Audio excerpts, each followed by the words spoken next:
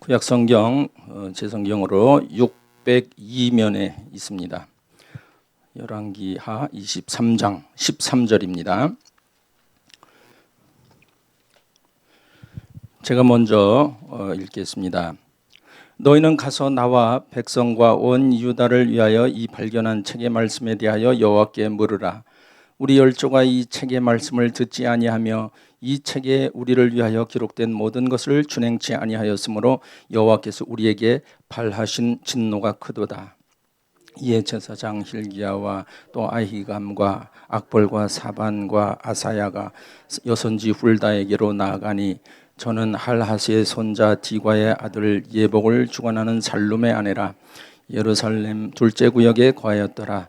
저희가 더불어 말하며 훌다가 저희에게 이르되 이스라엘 하나님 여호와의 말씀이 너희를 내게 보낸 사람에게 고하기를 여호와의 말씀이 내가 이곳과 그 거민에게 재앙을 내리되 곧 유다 왕의 읽은 책의 모든 말대로 하리니 이는 이 백성이 나를 버리고 다른 신에게 분향하며 그 손의 모든 소위로 나의 노를 격발하였음이라. 그러므로 나의 이곳을 향하여 발한 진노가 꺼지지 아니하리라 하라 하셨느니라.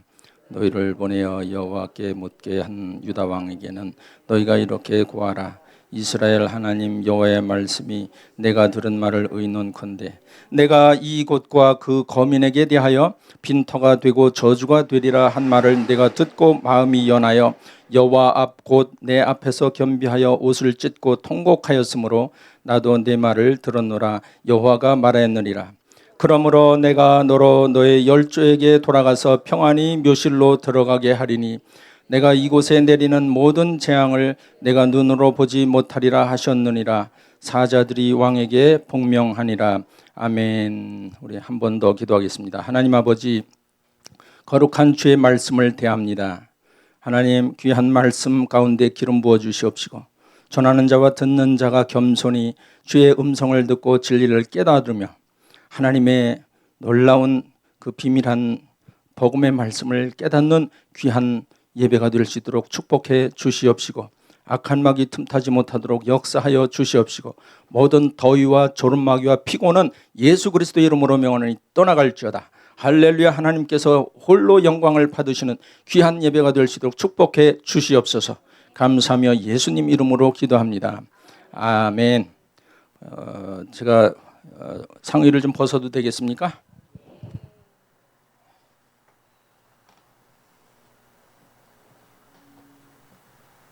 날이 무척 덥죠.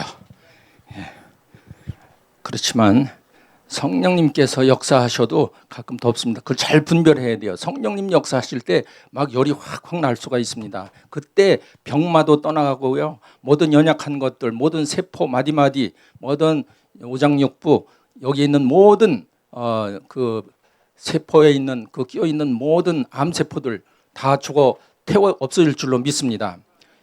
그냥 세상 사람들은 그냥 더위 때문에 덥다고 짜증나고 그렇지만은 우리는 예배 드릴 때 그걸 잘 감지해야 돼요. 정말 우리가 찬양을 뜨겁게 하고 기도를 뜨겁게 하고 그리고 말씀을 들을 때는요 속에서 불이 납니다. 그래서 이게 속에서 나는 불인지 세상에서 그냥 뜨거운 불인지 잘 분별해야 돼요. 잘 분별. 좋은 쪽으로 해석하시면 은혜가 됩니다.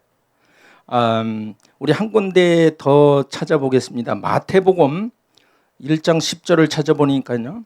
거기에 제가 읽겠습니다. 그냥 들어보십시오. 마태복음 1장 10절에 보면 히스기야는 므낫세를 낳고 므낫세는 아몬을 낳고 아몬은 요시야를 낳고 이런 말씀이 나와 있습니다. 그래서 마태복음 족보를 보다 보면 누가 낳고 누구를 낳고 하다 보면 도대체 이분들이 어떤 관련이 있으며 무슨 일을 했는지를 잘 감이 안 떠올 때가 있어요. 오늘은 이 유다 왕 요시야에 대해서 우리가 잠시 생각을 해보겠습니다. 요시야라고 하는 분 하면은 우리는 종교 개혁이 많이 떠오르고 또 말씀도 많이 들은 적이 있었습니다. 요시야의 종교 개혁이라고요? 요시야의 종교 개혁. 여러분 얼마나 정말 이 요시야가 엄청난 일을 했는지 오늘 꼭 영적인 눈으로 바라보시고요. 그 원리를 속에서 발견하시면 감사하겠습니다. 요시아의 종교개혁이라는 말을 저는 실감이 안 납니다. 말씀을 읽을 때에 열왕기 하 부분을 쭉 1장부터 마지막 25장까지 읽을 때에 이 종교개혁이라는 단어보다도 하나님을 만나는 영적 부흥이다. 저는 이렇게 말씀을 드리고 싶어요. 열왕기 하 23장 25절에 보면 요시아와 같이 마음을 다하여 성품을 다하며 힘을 다하여 여호와를 향하여 모세의 모든 율법을 온전히 준행한 임금은 요시아 전에도 없었고 후에도 그와 같은 자가 없었더라. 이스라엘의 역사를 보면요, 처음에 초대 사울이 왕이 됐고요, 그 다음에 그 패한 후에 다윗이 왕이 됐죠. 그 다음에 솔로몬이 왕이 됐습니다. 이것을 통일왕국이라고 합니다. 그런데 솔로몬이 온전한 믿음으로 다윗처럼 하나님 앞에 의롭게 하지를 못했어요. 그래서 그 아들 르호보암이 참 문제가 많았어요. 또 그 신하들 중에서도 문제가 많아서 결국 나라가 쪼개졌죠. 우리 한국처럼 남한과 북한이 갈라진 것처럼 솔로몬이 죽고 나니까 나라가 둘로 쪼개졌어요. 그래서 위쪽을 갖다가 북이스라엘이라고 그러고 남쪽을 남유다라고 부르게 되었죠. 그런데 이스라엘의 그 왕들의 숫자를 세 보면은요, 북이스라엘에 한 명이 모자라는 19명이에요. 정확하게. 그다음에 남유다 왕은 20명입니다. 도합 39명이 왕이 한 400~500년을 이렇게 다스렸습니다. 그런데 그 중에서 40명의 20%면은 몇 명입니까? 8명. 8명이 아주 좋은 왕이에요. He did right in the sight of God. 하나님의 보시기에 정직히 행한, 의롭게 행한 왕은 딱 8명밖에 없었어요. 기억나는 분들이 있죠. 여호사밧, 히스기야, 요시야 등등등 있었어요. 그런데 북이스라엘은 19의 모든 왕들은 다 악했어요. 하나님 보시기에 악했더라. 우상을 숭배하고 그리고 백성들을 압제하고 하나님 말씀을 거역하고 그런 아주 악한 왕들이 아주 전체였었어요. 근데 남쪽에도 만만치 않아요. 20명 중에서 8명을 빼면 몇 명이에요? 12명. 12명의 왕들이 아주 악했어요. 그 중에서 아주 악한 사람들이 몇 있었는데 그 중에서 므낫세라고 하는, 즉 오늘 말씀을 읽은 그 본문 내용에 나타나는 그 요시야 왕의 할아버지가 므낫세였었어요. 근데 므낫세 왕이 55년을 다스렸어요. 그 나라가 어떻게 됐겠습니까? 55년 동안 그 남유다 쪽이 아주 황폐하게 되고, 그리고 하나님을 대적하고 우상을 숭배할 뿐만 아니라 바알신을 섬기고 아세라상을 만들어 놓고, 그리고 1월 성신을 섬기고, 그리고 거기에다가 우상 단지들을 세워놓고 거기에 각종 기명과 도구들을 만들어서 눈에 보이는 우상을 섬겼단 말이죠. 그러다 보니까 하나님께서 출애굽 때에 이스라엘 백성들을 출애굽시켜서 광야 40년 훈련시키고 젖과 꿀이는 가나안 땅에서 놀라운 축복을 받고 하나님을 섬기는 백성으로, 예배하는 백성으로, 거룩한 백성으로 인도함을 받았는데도 불구하고 므낫세가 다 까먹어버린 거예요. 55년 동안. 얼마나 하나님 마음이 찢어지고 아팠을까요? 정말 하나님께서는요, 이 므낫세를 어떻게 할지, 아마 므낫세 때문에 그 후에 있는 많은 그 후손들이, 그 뒤에 따라오는 왕들이요, 아주 비참했었습니다. 비참했어요. 예를 들어 볼까요? 마지막 남유다 마지막 왕이 누굽니까? 시드기야예요. 시드기야가 바벨론 포로를 끌려갈 때에 어떤 일을 당했습니까? 자식들이 자기가 보는 앞에서 다 칼로 죽였어요. 그리고 시드기야의 눈을 둘을 뽑았어요. 비참합니다. 근데 그 성경 말씀을 읽어보면 므낫세 때문에 그렇다는 거예요. 므낫세가 우상을 숭배하고 하나님을 대적하고 헛된 신을 섬기고 그렇게 하다 보니까 온 나라가 그냥 아주 거짓 제사장들과 우상 숭배를 통해서 악한 것들이 생기면서 성적 타락과 그리고 거짓말과, 진리는 어디 갔는지 하나님의 백성들이 아주 황무한 땅에서 탄식하고 고통을 받고 있었죠. 그런데 55년 므낫세가 다스리고 떠난 후에 아들 아몬이 왕이 이어서 됐습니다. 근데 아몬도 역시 하나님 보시기에 악을 행했던 왕이었었어요. 그래서 이 요시야 왕의 아버지, 친아버지가 이 아몬인데 딱 2년을 갖다가 다스렸어요. 길게도 못 갔어요. 그런데 그 우상을 숭배하고 악한 일을 행하고 백성들이 도탄에 빠지니까 그래도 믿는다는 사람들이 아몬을 궁중에서 죽여버렸어요. 생각을 해보세요. 왕이 자기 궁에서 죽임을 당한 거예요. 그러니까 그 아픔을 그 마음에 안고 있는 그 요시야 왕이 이제 왕이 드디어 됐는데 문제는 요시야 왕이 8살밖에 안 된 어린아이였었어요. 이제 초등학교 이제 입학해야 되는 아주 그런 어린아이였었어요. 그래서 요시야 왕이 과연 이를 어떻게 할 수 있을까? 참 이렇게 생각이 되는데 놀라운 그 하나님의 말씀이 나중에 보면은 그렇게 평가를 하는 것입니다. 요시야와 같이 마음을 다하여 성품을 다하며 또 힘을 다하여 여호와를 향하여 모세의 모든 율법을 온전히 준행한 임금은 요시야 전에도 없었고 후에도 그와 같은 자가 없었더라. 어떻게 할아버지와 아버지와 57년 동안 나라가 그렇게 쑥대밭이 됐는데 어쩌면 이런 그 요시야 같은 왕이 태어났을까? 생각해보세요. 요시야 왕은 마치 흙탕물에 떠 있는 연꽃처럼 연하고 순하고 깨끗하고 정결한 그런 영성을 가진 다윗의 길을 쫓아가던 아주 영적으로 정결한 그런 요시야 왕이었었어요. 과연 요시야 왕이 어떻게 그렇게 됐을까? 우리가 보통 가게에 흐르는 저주를 끊어라 뭐 이런 책도 나오고 막 그런데요. 그거 그렇게 꼭 맞는 말이 아니에요. 정말 그렇다면 므낫세라든가 아몬 같은 악한 왕들이 57년을 남유다를 다스리고 이스라엘은 전체가 북이스라엘은 모든 왕들이 다 악하고 하나님 보시기에 우상을 숭배하고 하나님 싫어하는 짓을 골라서 하던 사람들인데 그런데 어떻게 해서 그런 분위기, 그러한 역사적 환경, 정치적 환경 그런 속에서 어떻게 요시야 같은 왕이 태어났을까? 가게에 흐르는 저주라고요? 아닙니다. 지금 요시야 왕은 정말 너무나 멋있는 왕이에요. 정말 많은 분들이 종교 개혁이라고 하는 단어를 쓰기에 상당히 어울리는 분이죠. 근데 저는 오늘 본문 말씀에서 요시야는 종교 개혁보다는 영적 부흥을 맛보고 그거를 주도하고 백성들을 다시 회복시키는 일에 앞장을 섰던 것을 발견했습니다. 영적 부흥은 하나님 말씀을 발견함으로부터 시작이 되는 것을 우리는 알 수가 있습니다. 자, 그러면 오늘 읽은 말씀 그 앞서서 그 앞부분에 한번 찾아보시기 바랍니다. 열왕기하 22장 1절부터 쭉 12절까지 어떤 내용들이 나오냐면은 요시야가 왕으로 될 때의 나이 8세인데요.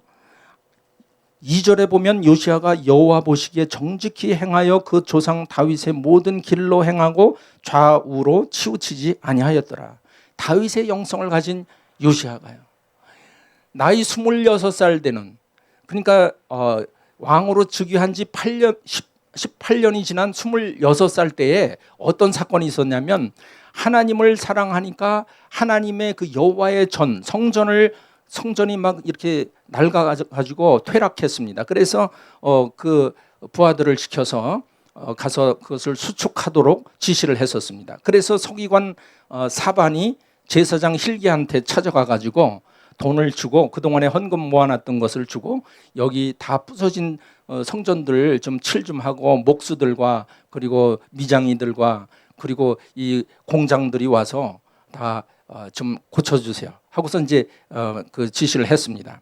그랬더니 제사장 hil기야가 그것을 다 하고 나서 무엇을 발견했냐면 언약책을 성전 어딘가 구석에서 발견을 했어요. 므낫세 왕과 아몬 왕이 57년 동안 악정을 하는 동안에 하나님을 배반할 때에 하나님의 거룩한 두루마리 그 성경을 훼손당할까 봐 누군가가 어디 구석에 보이지 않는 곳에 감춰놨던 거로 학자들은 말하고 있습니다.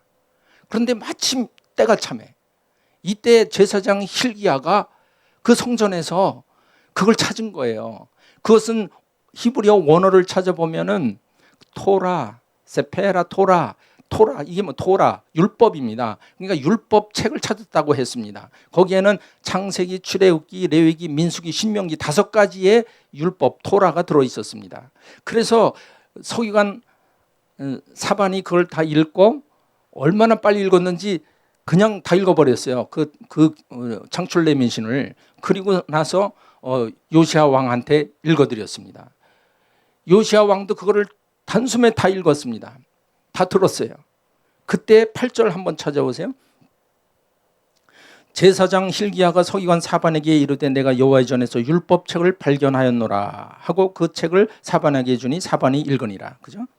그 다음에 또 10절에 보니까 요시야 왕에게 고하여 가로되 제사장 hil기야가 내게 책을 주더이다 하고 왕의 앞에서 읽음에 11절.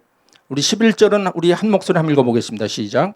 왕이 율법책의 말을 듣자 곧 그 옷을 찢으니라. 왕의 옷이 얼마나 비싼 거예요. 금과 은으로 치장했고 비단으로 치장했고 아마 요즘 우리 한국의 유명한 분들이 뭐 엄청난 수천만 수억짜리 뭐 옷을 입고 있다고 하는데 그거 비교할 수 없는 거예요. 그 왕복을 찢어버린 거예요. 거기서. 그것은 뭐예요? 그냥 옷을 찢은 것으로 끝나는 것이 아니라 나로 망하게 되었도다 하나님 나를 불쌍히 여기소서 애통하면서 통곡하면서 가슴을 찢는 거예요. 마음을 찢는 거예요. 그래서 요시야 왕은 여기서 정말 말씀을 발견한 거예요. 영적 부흥은 말씀을 발견할 때 시작됩니다. 완성이 아닙니다. 말씀을 발견할 때 시작이 되는 거예요. 여러분이 지금 어떤 고난을 받고 있습니까? 그 므낫세나 아몬처럼 55년 더하기 22년 57년 동안 도탄에 빠진 백성들이 우상을 숭배하던 그들이 저주와 재앙을 맛보고 정말 먹을 것도 없고 그런 황무한 땅이 됐는데 그 모든 저주와 재앙이 어디서 온 거예요? 하나님 복을 주시기로 분명히 약속을 했는데 젖과 꿀은 가나안 땅에서 이런 악한 일을 겪고 있으니까 요시야가 가슴을 찢은 거예요. 정말 이 말씀을 보니까 하나님의 그 축복의 말씀을 언약의 말씀을 우리가 안 지키고 그걸 덮어놨었구나. 이거 발견했는데 너무 기쁘고 감사하고 너무 애통스러워서 옷을 찢어버린 거예요. 이스라엘 사람들은 애통하고 회개할 때 옷을 찢습니다. 여러분도 비싼 옷 입고 계신 분 옷을 찢는 것은 마음을 찢는 거예요. 애통하면서 요시야 왕은 정말 그러면서 오늘 우리가 함께 읽은 그 말씀을 보면 정말 하나님의 말씀 율법책 그 하나님의 말씀을 발견한 것이 그 축복이에요. 그 영적 부흥의 시작입니다. 저는 그래서 이 말씀을 이렇게 묵상하면서 자문을 해봤어요. 내가 정말 성경책을 들고 다니기도 하고 교회도 다니고 신앙생활 한다고 하면서 또 목회자로서 이렇게 하지만 정말 내 심령 깊은 곳에 살아계신 하나님의 말씀을 내가 발견했는가? 하나님의 말씀을 내가 인카운터링 했는가? 하나님의 말씀을 내가 만났는가? 개인적으로 내가 하나님의 말씀 애통해하며 회개하며 정말 내가 가슴을 찢고 내 옷을 찢고 정말 하나님의 그 약속의 말씀 언약의 말씀을 내가 정말 받았는가? 이걸 자문을 해봤습니다. 여러분은 어떠십니까? 여러분은 어떤 말씀을 발견하실 겁니까? 아니 하셨습니까? 날마다 말씀이 어떻게 보면은 우리 교회에 여기저기 성경책이 흩어져 있어요. 주인 없는 성경책들이 많아요. 성경책이요. 성경책 옛날에는 두루마리로 돼서 성전 구석에 어딘가 숨어 있었어요. 악한 것들이 이것을 훼손할까 봐 감춰놓은 거예요. 우리는 혹시라도 하나님 말씀인 성경을 어디다가 모셔놨는지 아니면 내가 바빠서 어디다가 놔뒀는지 아니면은 내가 어떤 이유를 가지고 하나님 말씀을 멀리 했는지 그거 한번 돌이켜봐야 될 줄로 믿습니다. 영적 부흥은 하나님 말씀을 발견함으로 시작됩니다. 요시야가 발견한 그 율법책에는 놀라운 말씀들이 들어있었습니다. hil기야가 대제사장 hil기야가 어쩌면 곧 라이트 타임에 정확하게 그때 하나님의 말씀을 그 율법책을 발견해가지고 그 요시야 왕에게 제시를 했는가. 놀라운 일입니다. 유다의 온 땅이 저주와 재앙이 임하고 우상 숭배가 편만할 때 그때 우리 모든 백성들이 정말로 어찌할 바를 모르고 방향을 모르고 있을 때에 바로 율법책을 가지고 요시야는 이제 눈이 열린 것입니다. 율법책의 내용을 제가 다 말씀드릴 시간이 없어요. 지금 율법책의 내용은 크게 보면 제1언약과 제2언약으로 나눠볼 수가 있습니다. 제1언약은 어디서 있었습니까? 시내산 호렙산에서 하나님께서 백성들에게 주신 거예요. 레위기 26장 1, 2, 3절에 보면 거기에 자세히 나와 있습니다. 우상을 만들지 말라, 목상이나 주상을 세우지 말라, 그리고 규례와 계명을 준행하면 그리고 너희는 축복을 받고 안전히 거하리라. 안전이 시큐리티. 오늘날 얼마나 시큐리티가 중요합니까? 여러분, 이 제1언약을 지킨 백성들은 이러한 축복을 맛봤지만은 그런 호렙산에서의 하나님과의 그 제1언약을 어긴 백성들이 돼버리고 만 거예요. 제2언약은 모압 땅에서 있었습니다. 역시 모세 때입니다. 신명기 29장에서 아주 자세히 나와 있습니다. 언약의 말씀을 지켜 행하라. 그러면 네 모든 일이 형통하리라. 하는 일이 다 형통하리라. 프라스퍼러스. 모든 일이 잘 될 거예요. 영적으로도 잘 되고, 그리고 가정도 잘 되고요. 그리고 나의 심령도 복을 받아서 기도의 문이 열리고요. 정말 형통하리라. 영적으로 육적으로 이 땅에서도 행복을 누리면서 살 수가 있는 것입니다. 그런데 모압 땅에서 이들은 다른 신을 섬기고 하나님의 진노를 산 거예요. 신명기 30장 또 나가보면은 하나님께서 내 마음과 내 자손의 마음에 할례를 베푸사.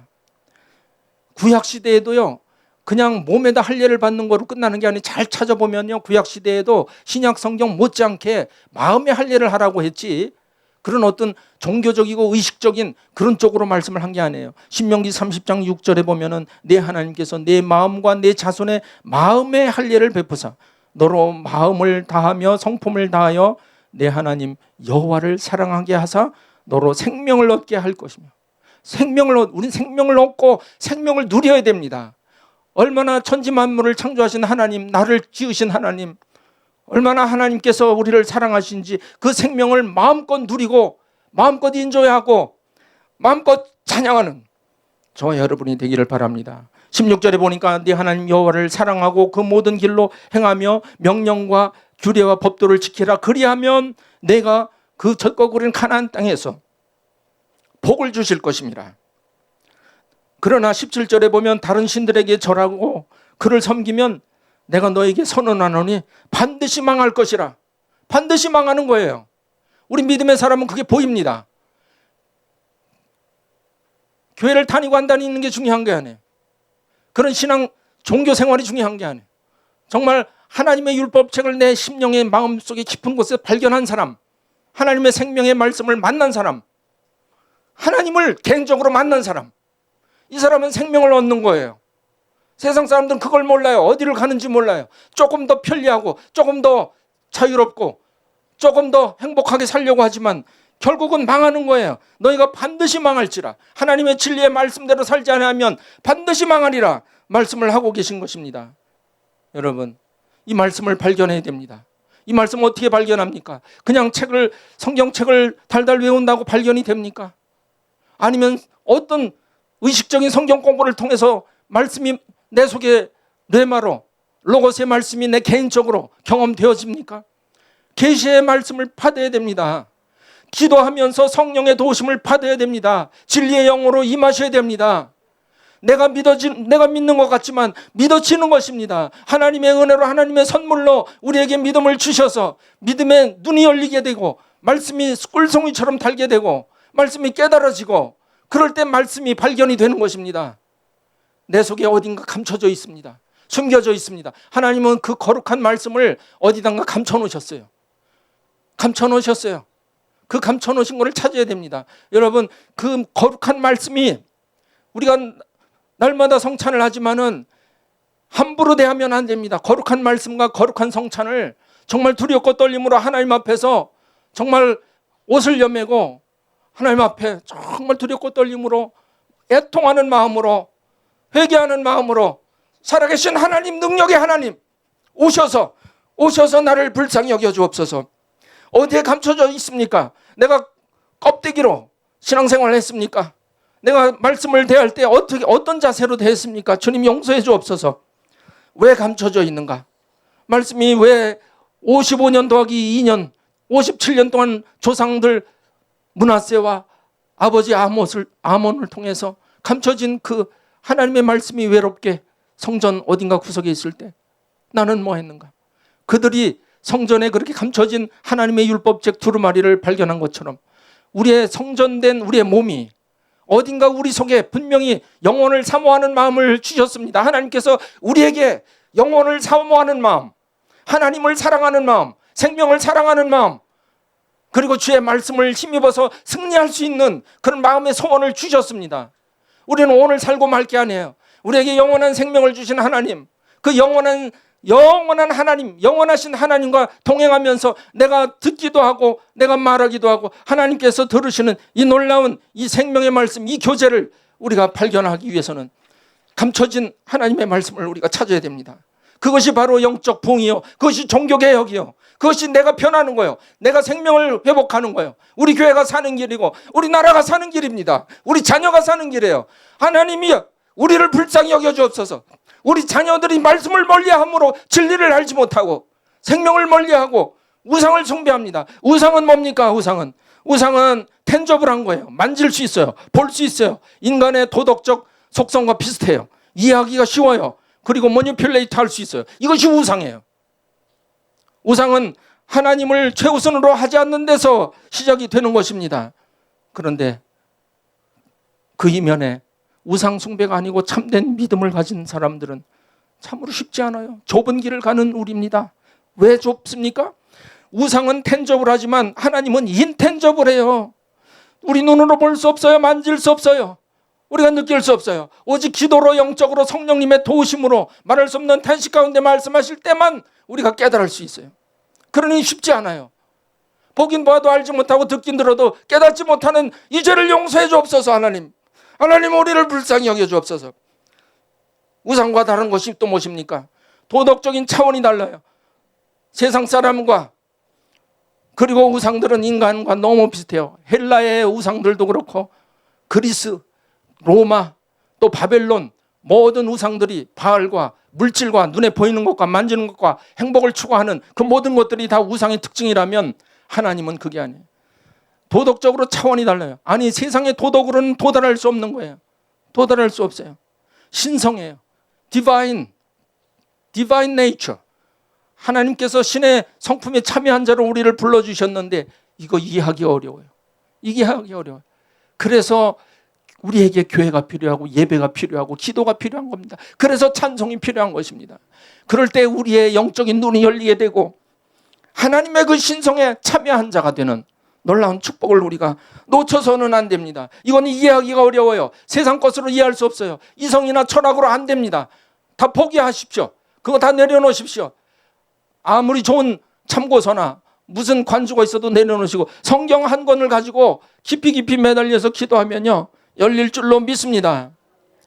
우상숭배와 연관된 것이 있어요. 우상숭배는 물질주의요, 성적 부도덕이요, 이모랄리티, 섹슈얼 이모랄리티. 여러분 한국에서도 어떤 대통령 과거에 저하고 성이 같은 대통령이 하나 있었는데 그분이 나라를 군인이 돼가지고 이제 군복을 벗고 대통령이 됐어요. 근데 이 국민을 갖다가 다스려야 되겠는데 자기는 그런 능력이 없거든요. 하나님께로 받은 지혜와 계시의 정신이 없었거든요. 그렇다고 역사적인 무슨 안목이 있는 것도 아니고 군인이 뭘 알겠어요. 그런데 이 대중들을 끌어가려면 뭔가 초점을 그쪽으로 확 쏠리게 해야 되겠다. 그것이 바로 뭐냐면 3S예요. 첫째 뭡니까? 스포츠. 자기가 좋아하는 스포츠. 그 다음에 둘째는 스크린. 영상, 비디오 가지고 사람들을 다 현혹시켜. 거기에 정신을 빼앗기게 만들어요. 세 번째는 섹스. 모든 것을 성적으로 다 모든 리미트를 다 제약을 풀어주라. 그래서 백성들로 하여금 신나고 기쁘게 일하고 먹고 재미있게 살고 향락하도록 만들어라. 이것이 바로 그의 숨어있는 전략이 있었어요. 이것은 로마 통치를 하던 황제들도 똑같았어요. 거기서 아마 배웠던 것 같아요. 여러분 성적인 부도덕은 반드시 따라오게 됩니다. 동성애도 마찬가지예요. 그 속에 이면에 숨어있는 것은 우상숭배, 하나님보다 더 악한 것들이 거기에 있습니다. 사람의 원대로 하는 것이 우상숭배 특징입니다. 그래서 결국은 셀프-센터드, 자기중심의 그것이 바로 결론입니다. 그것은 망하는 것입니다. 하나님께서 예배에 관련된 것은 우상과 전혀 달라요. 세크리파이스가 있습니다. 우리 예배 드리는 것이 지금 이 더운 날씨에 여러분들 시간을 쪼개고 그리고 물질을 쪼개고 우리 마음을 쪼개서 하나님께 드리는 이것이 바로 희생이에요. 여러분의 봉사와 여러분의 예배와 찬송이 정말 그냥 하는 게 아니에요. 하나님께 드리는 놀라운 아름다운 향기로운 제물이에요. 지금 성령님 지금 오셔서 여러분들 한 사람 한 사람 만지고 있어요. 오셔서 지금 역사하고 계십니다. 그것이 바로 희생이에요. 그것이 바로 하나님께 향기로운 제물을 올려드리는 것입니다. 두 번째는 성결과 헌신입니다. 우리는 성결하기 위해서 정말 몸부림을 치고 있습니다. 그러나 율법으로는 되지 않는 거예요. 율법으로 노력으로 우리의 행위로 되지 않는 이것, 하나님 도와주옵소서. 나에게 믿음을 주옵소서. 은혜를 베풀어 주옵소서. 하나님의 뜻대로 해주옵소서. 사람의 원대로 마옵시고 아버지의 뜻대로 해주옵소서. 이것은 바로 나를 중심으로 하는 것이 아니라 우린 남을, 나의 몸된 나의 지체인 성도님들을 생각하고 성도들을 기억하고 사랑하는 그것이 바로 이타주의, 그것이 바로 우상의 반대가 되는 것입니다. 이제 마지막으로 들으시는 하나님에 대해서 잠깐 생각해 봅니다. 요시야 왕은 하나님의 말씀을 율법책을 듣고 마음을 찢고 애통하면서 통곡을 했습니다. 그때 19절 한번 찾아보겠습니다. 오늘 본문 말씀 19절 우리 다 같이 찾아서 한 목소리 읽어보겠습니다. 시작. 내가 이곳과 그 거민에게 대하여 빈터가 되고 저주가 되리라 한 말을 내가 듣고 마음이 연하여 여호와 앞 곧 내 앞에서 겸비하여 옷을 찢고 통곡하였으므로 나도 내 말을 들었노라. 여호와가 말하였느니라. 아멘. 우리 사람도 하나님의 말씀을 듣지만 하나님도 우리의 말을 듣습니다. 하나님께서 요시야 왕에게 그렇게 놀라운 말씀을 했습니다. 나도 내 말을 들었노라. 이 말씀은요, 정말 하나님께서 우리가 말하는 것을 다 듣고 계시는데, 첫째는 기도를 들으시는 하나님.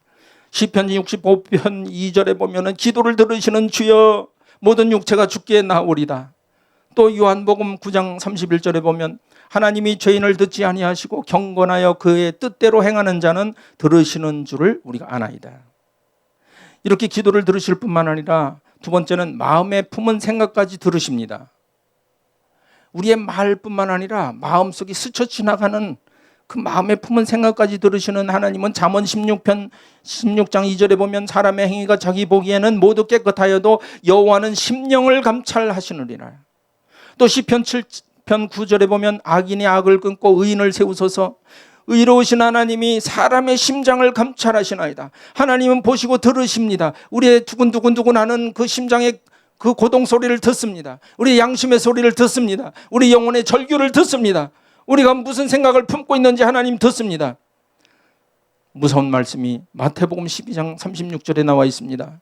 내가 너에게 이르노니 사람이 무슨 무익한 말을 하든지 심판날에 이에 대하여 신문을 받으리니. 사람이 무슨 무익한 말을 하든지 마지막 때에 하나님께서 신문을 하시겠다는 겁니다. 지금 우리가 그냥 공중에 여러 가지 루머와 스캔들과 이런 속에서 살고 있지만은, 그리고 매스미디어가 엄청난 정보를 쏟아내고 있지만은 무슨 말을 주고받든지 무슨 생각을 내 속에 품고 있든지 하나님께서 다 듣고 계신다는 거예요. 하나님 마음이 얼마나 어떨까요? 우리 귀가 20Hz에서 20kHz까지의 그 가청 주파수대가 있습니다. 그거밖에 못 들어요. 그래서 아주 그보다 낮은 소리도 안 들리고 아주 높은 소리도 안 들립니다. 그래서 초음파 같은 건 안 들려요.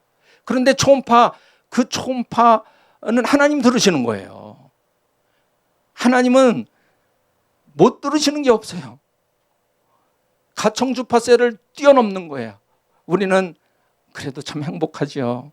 20Hz에서 이 전기가 우웅하는 소리가 가끔 들리죠? 우웅하는 소리. 이거는 60Hz라고 그래요. 60Hz짜리는 우웅해요. 20Hz도 아주 저음, 바리톤, 베이스 아주 그거 들을 수 있어요. 그런데 그 이하로 내려가면 안 들리는 거예요. 사람의 신음소리도 잘 안 들려요. 어떤 분은 사람들의 말은 안 듣고 자기 말만 해요. 선생님들도 그렇고 어떤 목사님도 그렇고 자기 말만 해. 저도 그런 사람 중에 하나였었어요. 난 노력하고 있습니다. 난 여러분들의 말을 좀 듣기를 원해요.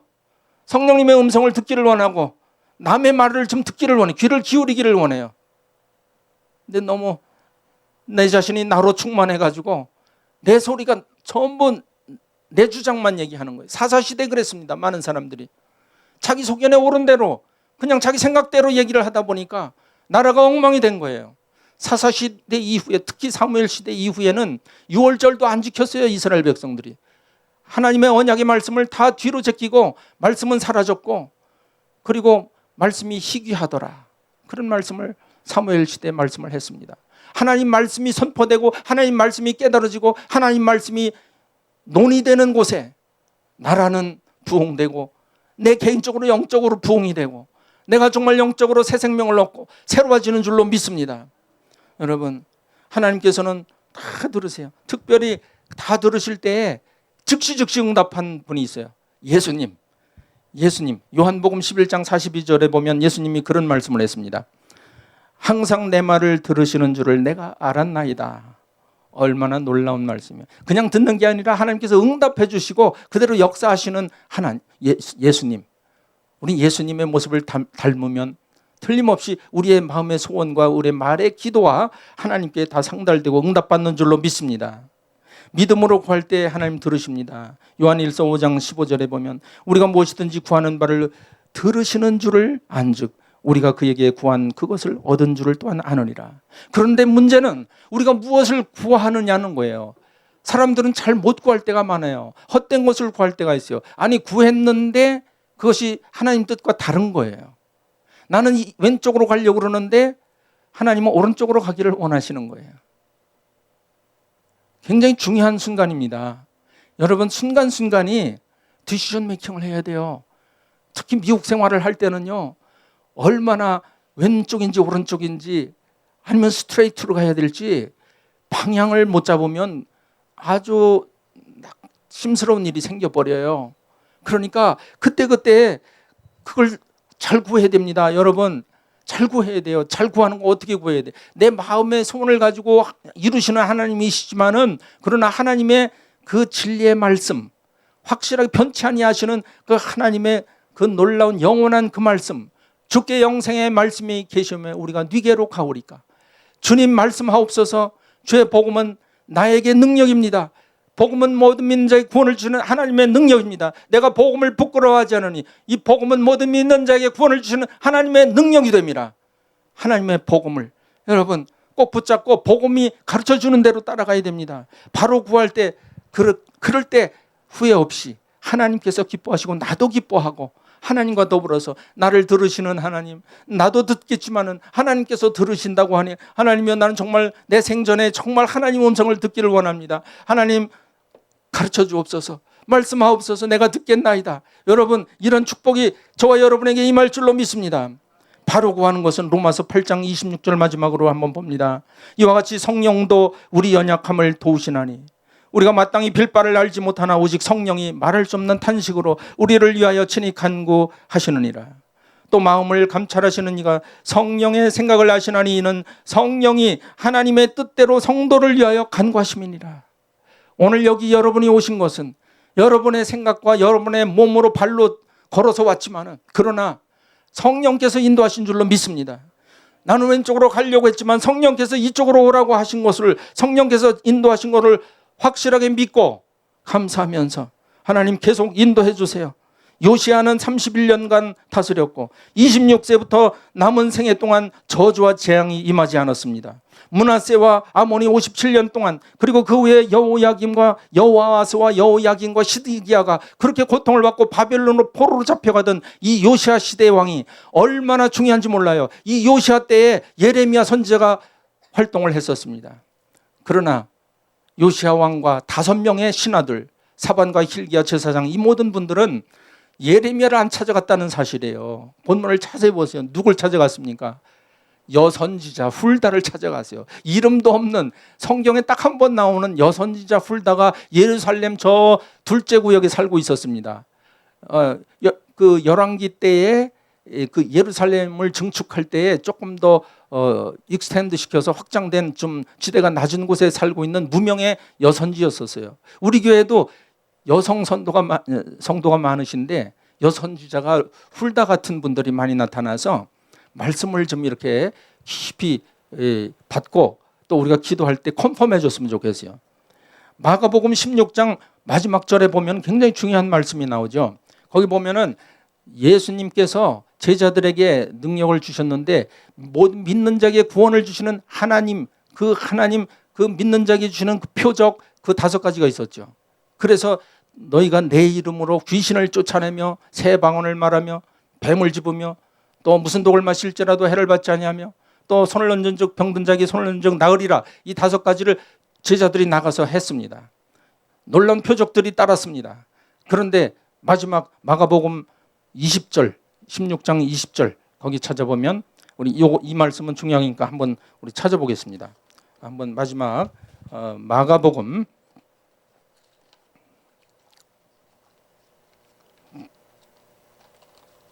16장 20절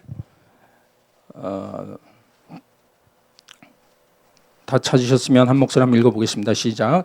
제자들이 나가 두루 전파할세 주께서 함께 역사하사 그 따르는 표적으로 말씀을 확실히 증거하시니라. 말씀을 컨펌 해주신 거예요. 확실히 증거하셨습니다. 우리가 하나님의 말씀을 발견해야 영적 부흥이 시작된다고 그랬습니다. 그 말씀을 듣고 통해 자복하면서 그 말씀이 그러한가 아니한가를 또 알고 또 여선지 훌다 같은 그 은사자들 또 우리 가운데 있는 참 정말 믿음의 사람들의 그 컨펌을 받고 또 목사님들의 말씀을 듣고 컨펌을 받고 그래서 성령께서 말씀하시는지 정말 이것이 그의 말씀 그대로 율법책에 나와 있는 그대로 저주가 임할지 축복이 임할지 하나님이 함께 하시는지 어떤 방향으로 가시는지 이 말씀을 컨펌을 받아서 그 표적이 우리가 치유를 받고 또 기적의 역사가 우리 속에 여러 가지 있지만은 그러나 그것이 목적이 아니라 그러한 치유라든가 5가지의 표적을 통해서 우리가 결론적으로 알 수 있는 것은